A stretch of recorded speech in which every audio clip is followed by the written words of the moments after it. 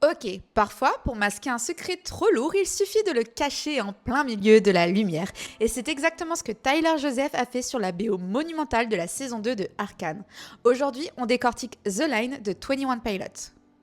Musicalement, Tyler Joseph et Paul Meany laissent de côté l'urgence pour construire une tension organique portée par un piano minimaliste. Mais le vrai pilier du morceau, c'est Josh Dun. Sa batterie s'installe avec une lourdeur presque solennelle, dictant le rythme comme une marche funèbre moderne.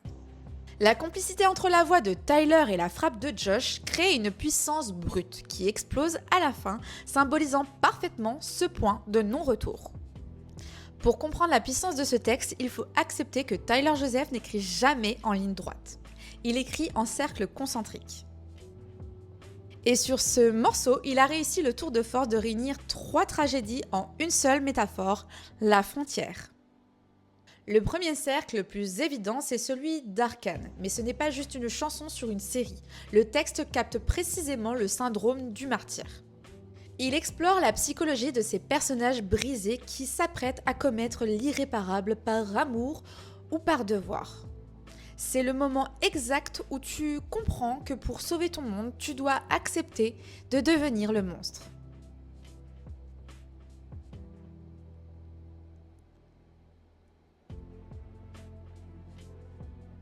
Non. Le texte appuie là où ça fait mal, sur cette solitude absolue de celui qui a pris la décision de se sacrifier, tout en sachant pertinemment que les personnes pour qui il se bat ne le comprendront pas. C'est la ligne rouge de la moralité que l'on piétine. Mais si on glisse vers le deuxième cercle, le morceau devient étouffant d'intimité. Tyler a écrit ça alors qu'il assistait au dernier instant de sa grand-mère. Et là, le texte prend une dimension psychologique d'une pudeur absolue presque douloureuse. Il y dissèque un sentiment difficile à avouer, la honte et la fierté face à la déchéance physique. Il traduit ce besoin viscéral de s'isoler, de repousser les personnes que l'on aime, non pas par manque d'amour, mais pour les protéger de la violence de la mort. C'est une supplique muette. Ne me regardez pas m'éteindre, ne me regardez pas perdre le contrôle, mais gardez en mémoire la version de moi qui reste debout.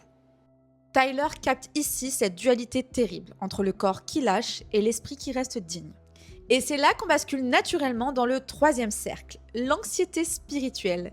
C'est un thème très universel chez 21 Pilots, mais ici, il est traité avec une maturité nouvelle.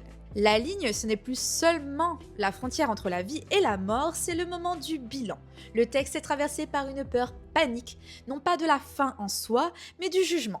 Est-ce qu'on va me laisser passer de l'autre côté ? Est-ce que mes erreurs, mes sacrifices, mes zones d'ombre vont me fermer la porte ?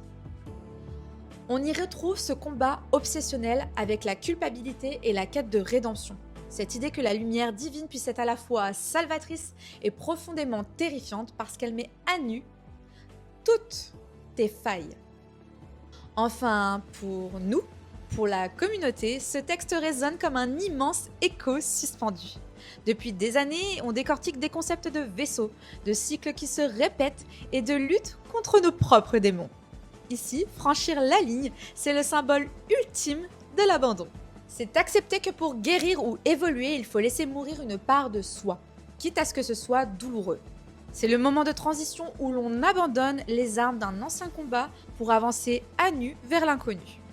Tyler ne nous donne pas vraiment de réponse, il nous place juste avec lui sur le fil du rasoir, cette ligne, ce moment précis où tout peut basculer.